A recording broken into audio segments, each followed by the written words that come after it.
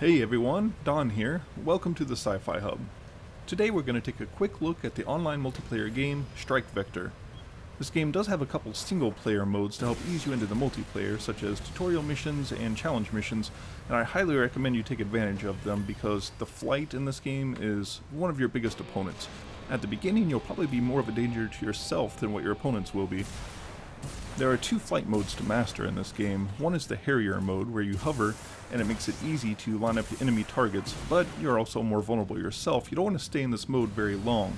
In the other mode, your fighter handles pretty much like any jet would, except in this mode you have unlimited boost.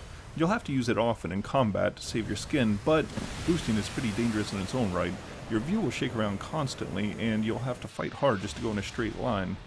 When you finally get a handle on this kind of flying, it's not only very satisfying, but that's also really where the fun begins. You'll finally be able to concentrate on combat rather than just trying to stay in the air.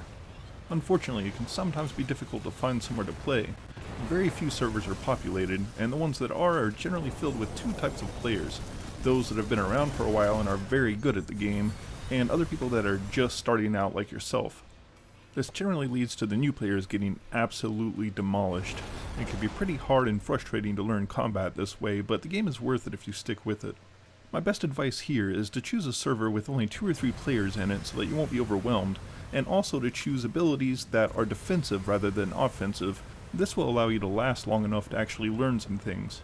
As an example, some of the modules will give you improved stealth, tougher armor, a shield boost, and then there's the slightly overpowered health recovery system.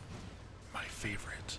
You can choose 2 weapons for your ship, one for the left side and one for the right side. They can be the same weapon or different weapons.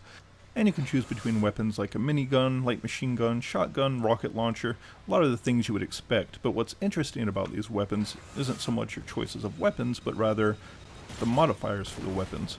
Each weapon can have 2 modifiers, and you can choose things like a higher fire rate, more damage, more blast radius, that sort of thing. This allows for a lot of variety and fine-tuning. You can further customize your ship by choosing different ship parts once you unlock them, and also by recoloring different parts at will. This game is challenging and fun once you get the hang of it. I am a bit concerned about the player base though. Hopefully the recent sales they've had will bring new life back into this game because it has a lot to offer.